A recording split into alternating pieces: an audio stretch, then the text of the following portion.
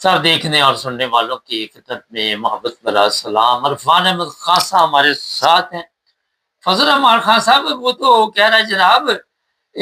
دہشت گردی تو ختم ہی نہیں ہو رہی، اس میں تو اضافہ ہو رہا ہے، اور ہمارے جو ذمہ دار لوگ ہیں وہ تو کہتے ہیں جناب ہم دہشت گردوں کا مقابلہ کر رہے ہیں. کیا کہتے ہیں اس کے بارے میں؟ دیکھیں، ہمارے ملک کے اندر مصیبت ساری یہ ہے کہ ہر کوئی اپنے مطلب کی بات کرتا ہے. جو حقیقت ہے،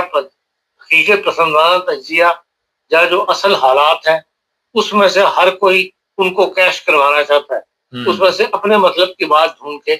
جو ہے وہ اس کو اچھالتا ہے، اس کو بیان کرتا ہے. فضل الرحمان صاحب بدلہ لینے پہ اترے ہوئے ہیں. اس وقت ان کو موقع ایسا ہے کہ کشمیر کے اندر جو کچھ ہو گیا ہے یا ہو رہا ہے اس کے بارے میں یہی کہا جاتا ہے کہ اسٹیبلشمنٹ کا ہاتھ ہے. تو وہ اسٹیبلشمنٹ سے جو بدلہ لینا چاہتے ہیں وہ اس کو اس موقع سے فائدہ اٹھا کے وہ ان باتوں کو اچھال رہے ہیں. لیکن یہ بات اپنی جگہ درست ہے کہ بھئی ہم نے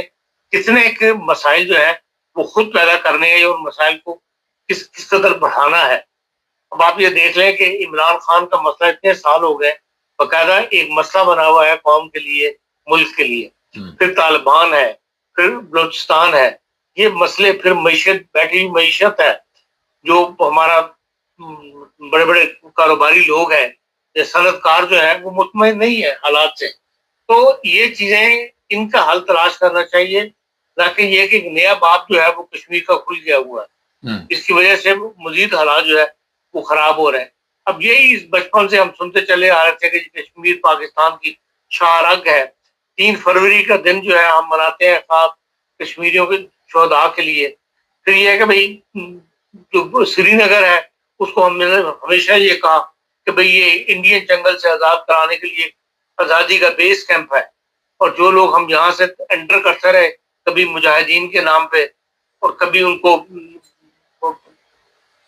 سے کہنا چاہیے تنظیم، جہادی تنظیموں کے ممبر پر آ کے ہم نے قبائلی تک جو ہے وہ وہاں پر بھیجے ہوئے ہیں کشمیر، سری نگر کے اندر یا کشمیر کے اندر. اور آج جو تمام باتیں جو ہے وہی الٹی پڑ رہی ہیں، اور وہی مجاہدین جن کو ہم نے بھیجا تھا مجاہدین بنا کے، جن سے کہا جاتا ہے کہ سری نگر کے قبرستان جو ہے وہاں پر اتنی قبریں عام لوگوں کی نہیں ہے جتنی ان شہداء کی، نوجوان بچوں کی ہے جو ہم نے یہاں سے بھیجے تھے، تو کلیم کیا جاتا ہے پاکستان سے. اور آج وہی نوجوان جن کو ہم نے کبھی قبائلی بنا کے، کبھی مجاہدین بنا کے، کبھی جہادی تنظیموں سے کہہ کے کہ بھئی بندے بھرتی کرو، ان کو بھیجا، آج انہی کو آپ الٹا پڑ گئے ہیں. اب وہ کہتے ہیں کہ آپ یہ جی ہم دشمن ہے، ملک دشمن ہے، اور یہ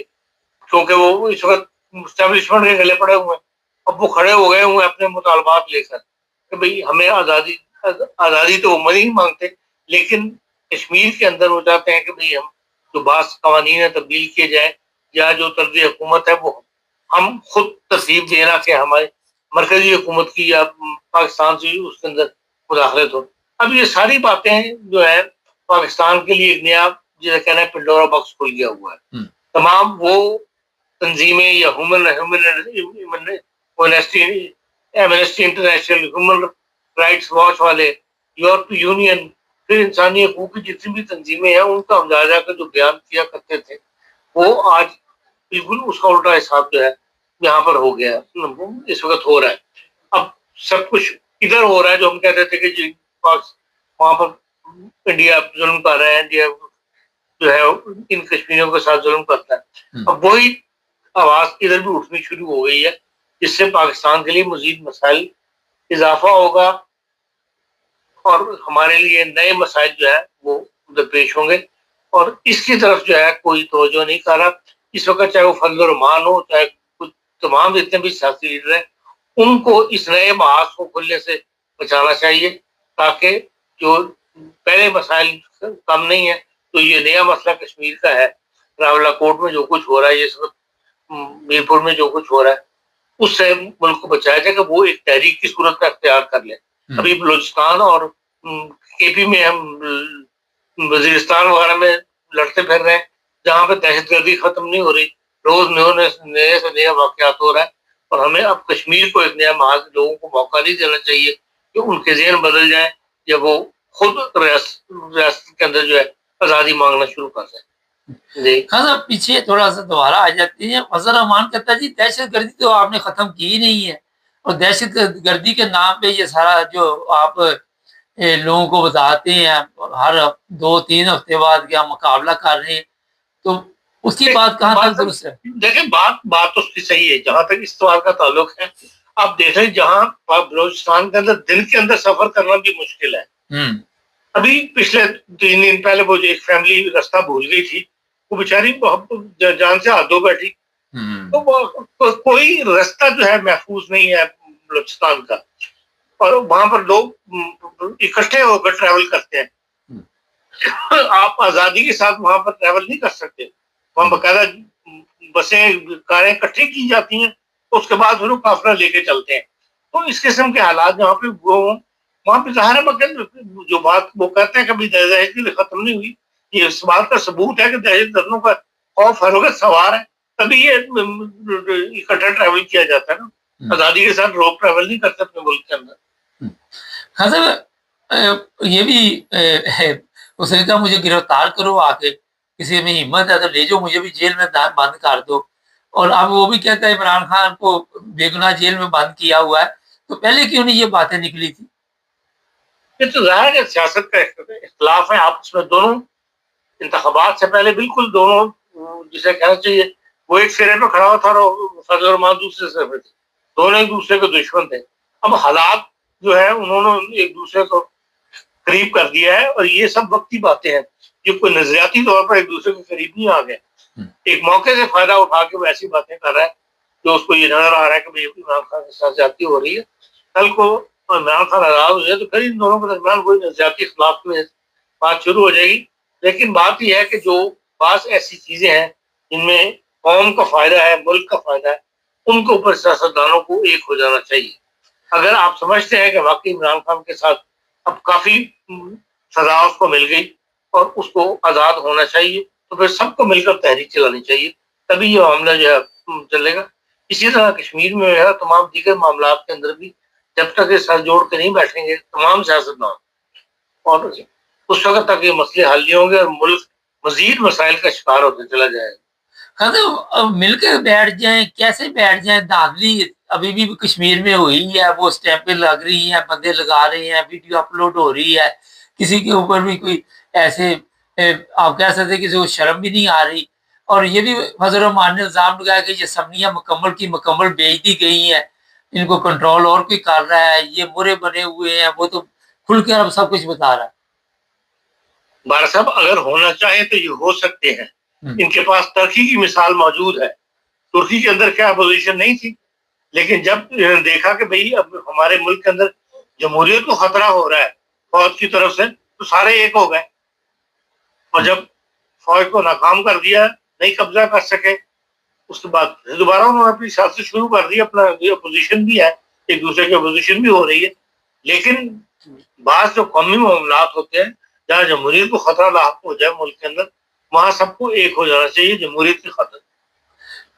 وہ ہمارے بدقسمتی جیسا نہیں ہے. ہاں جی, یہ بات آخر پہ آپ نے جو کہی, کیونکہ سب بکے ہوئے ہیں, لالچی ہیں, اسمبلیاں کی ہر بندے کو خریدا جاتا ہے, بیچا جاتا ہے, نوٹ چلتے ہیں, پیسے جس کے پاس زیادہ. صاحب یہ ابھی آپ نے ترکی کی بات کی, جن دنوں یہ فوج نے قبضہ کرنے کی کوشش کی, میں وہاں بھی تھا ترکی میں, اور وہ لوگ بڑے مطمئن بیٹھے ہوئے تھے, اور بڑے انہوں نے بہرحال اچھا قدم اٹھایا کہ فوج کو انہوں نے کہا جناب یہ نہیں ہو سکتا. خاصا یہ جو انٹرنیشنل اس وقت حالات بنے ہوئے ہیں دنیا کے, بڑے لوگوں نے کل بھی سوال مجھے کیے, ملتے ہیں لوگ کہ یہ ایران امریکہ کا کیا بنے گا, تو میرا تو جواب یہ ہوتا ہے کہ یہ جنگ ایک دفعہ ہوگی پھر ہی کوئی ٹھنڈ پروگرام ہوگا. آپ کیا کہتے ہیں؟ دیکھیں جنگ بیسیکلی جنگ ہمارے خلیجی ممالک چاہتے نہیں ہیں, کیونکہ اگر جنگ بڑھے گی یا تو اس میں خلیجی ممالک کو شامل کیے بغیر امریکہ اکیلا نہیں لڑ سکتا. امریکہ بہت دور بیٹھا ہوا, اس کو بہرحال اپنے اڈے چاہیے. جیسے اس نے یہ بلغاریہ کا مشن خرید لیا, یورپ میں ہوتے ہوئے اس وقت وہ اپنے جہازوں کی ری فلنگ وغیرہ جو ہے یا اپنی اڈے استعمال کرنے کے لیے اسے بلغاریہ کو تیار کر لیا ہوا، حالانکہ یورپی یونین کے ممالک نے احتجاج بھی کیا لیکن بلغاریہ اس کے ہاتھوں بک گیا، اس لیے کہ جنگ کے لیے اس کو بہرحال جگہ جگہ اپنی سیفٹی کے لیے اڈے چاہیے۔ اور اس وقت کہا یہ جا رہا ہے کہ سلمان بن محمد محمد بن سلمان جو ہے اس کا مشن جو 2030 تک وہ وزن لے کے چلا ہوا ہے سعودی عرب کو تبدیل کرنے کا، وہ بڑا سخت متاثر ہوگا، اس لیے وہ بھی اس وقت کسی قسم کی جنگ نہیں چاہتا، اس لیے اس نے اب تک جنگ کو اوائڈ کیا ہے اور ایران کی بات سنی۔ اب یہ جو حوثی قبائل جو ہے یا عراق کے اندر جو شابی گروپس کٹھے ہوئے ہیں، مسلح گروپ 1.5 لاکھ کے قریب ہے، انہوں نے جو کچھ کارروائی کیا اس کے بعد مجبور ہو کے سعودیہ نے وہ قدم اٹھایا ہے جو بمباری انہوں نے ان کو اوپر کی ہے۔ لیکن آج بھی محمد بن سلمان کی طرف سے جو سعودیہ کی طرف سے جو بیان دیا گیا ہے وہ یہی کہا گیا ہے کہ وہ خلیجی کے اندر یہاں تک وہ لوگ تیار ہو گئے کہ عارضی فیس جو ہے وہ ایران کی کو دینے پر جہاز جو وہاں سے گزرے بحری جہاز ان کے اوپر عارضی طور پر ایک فیس جو ہے وہ لگا دی جائے، لیکن وہ مشکل نہ ہو لے، اس کو فیصلہ باد میں کیا جائے۔ تو خلیجی ممالک باقی کوشش تو یہ کر رہے ہیں کہ یہ جنگ مزید آگے نہ بڑھے، اس میں مسلمانوں کو بھی فائدہ ہے، لیکن ایران جو ہے وہ اس وقت تلا ہوا ہے امریکہ کو سبق سکھانے کے اوپر، اور اس کے جو مختلف کونے ہیں جس میں حزب اللہ ہے، پھر یہ لبنان میں آپ کو یہ حوثی قبائل جو ہیں ان کو سے تیار کر لیا ہے لڑنے کے لیے، اسی طرح بھی شابی گروپ جو ہے یہ جگہ جگہ وہ ڈسٹربنس پیدا کر کے ایران کے نکالنے، لیکن یہ کہ بھی اس سے ظاہر بات ہے اس کے جواب کے اندر امریکہ جو ہے وہ جوابی کارروائی کرتا ہے، وہ جوابی کارروائی بمبارمنٹ ہی ہے، اس کے پاس اتنی دور بیٹھ کے بمبارمنٹ ہی کر سکتا ہے اپنے جہازوں کے ساتھ، اور جس سے یہ ہے جنگ کے آثار بڑھتے چلے جا رہے ہیں، یہ جنگ کے بڑھنے کے امکانات زیادہ ہیں، لیکن پوری طرح ایران بھی جنگ نہیں کرنا چاہتا، اور وہ بظاہر یہ نظر آتا ہے کہ وہ صرف انوالو رکھنا چاہتا ہے امریکہ کو کمزور کرنے کے لیے، لیکن یہ ہے کہ اس سے تیل کی تسہیل جو رک رہی ہے اس سے پوری دنیا جو ہے اس کی معیشت جو وہ متاثر ہو رہی ہے، اور جس سے یہ ہوگا کہ چھوٹے ملک جو ہے وہ بالکل پاکستان جیسے وہ بیٹھ جائیں گے، اس لیے سب کی کوشش یہی ہے کہ بھئی یہ جنگ جتنی جلدی ہے ختم ہو جائے اور کسی معاہدے کے تحت یہ چل پڑے، لیکن یہ کہ جو معاہدہ ہوتا ہے یا جو جنگ بندی کی جاتی ہے اس میں وہ ایک دوسرے کے خلاف ورزی کے الزامات لگا کے جو ہے وہ پھر وہ میدان جنگ کی یا میدان جو جنگ کا میدان ہے وہ گرم کر لیتے ہیں خلاف ورزیاں کر کے۔ اسی صورتحال کے ساتھ ملک اس وقت چل رہا ہے، جو بہرحال دنیا جس سے متاثر ہوگی، خصوصاً جو ہمارا خطہ ہے وہ زیادہ نقصان میں جائے گا۔ جی ہاں سر، جرمنی سے کوئی خبر؟ جرمنی میں خشک سالی کی بہت زیادہ ہو گئی ہے، اور رائن دریا جو ہے وہ بعض جگہ سے بالکل ہی اس صورتحال پہ پہنچ گیا کہ وہاں پہ شپ وغیرہ نہیں چل سکتے۔ آپ کو پتا ہے جرمنی کے اندر بہت زیادہ شپ کے ذریعے مال ادھر سے ادھر جاتا ہے، اور بعض علاقوں میں تو کہتے ہیں کہ بھئی جو شپ ہے وہ 15% اپنا بوجھ لے کے چل رہے ہیں، جتنا ان کے پاس گنجائش ہوتی ہے ٹرانسپورٹ کرتے ہیں عام طور پہ جتنا وزن اس سے 15% پر آ گئے، اس سے تاکہ کہیں ڈر ہے کہ بھئی ٹکرا نہ جائے نیچے شپ زمین سے، اتنا پانی کم ہو چکا ہے۔ اور جو ڈوزل آف ایریا ہے وہاں تو بالکل ہی کہتے ہیں بعض جگہ ایسی آ گئی ہیں کہ بالکل خشک ہو گیا ہے، تو اس خشک سالی کی وجہ سے اور گرمی کے جیسے ٹیمپریچر آج چڑھنا اکثر جگہ پہ 40 تک چلا جائے گا، تو اس وجہ سے کافی اس وقت ملک کہہ لیں عوام بھی کہہ لیں جس سے شدید متاثر ہو رہا ہے، اور عوام کے ساتھ جو ہے کاروبار جو ہے بہت زیادہ جرمنی میں اس وقت متاثر ہے۔ چلیں بہت شکریہ خان صاحب۔ اچھا جی، یہ جی جناب صورتحال کیا چل رہا ہے یہاں پہ وہ آپ کو بتا دیا، لیکن فضل الرحمان کی دن بدن جو باتیں ہیں بڑی خطرناک ہوتی جا رہی، اور میرا نہیں خیال ہے کہ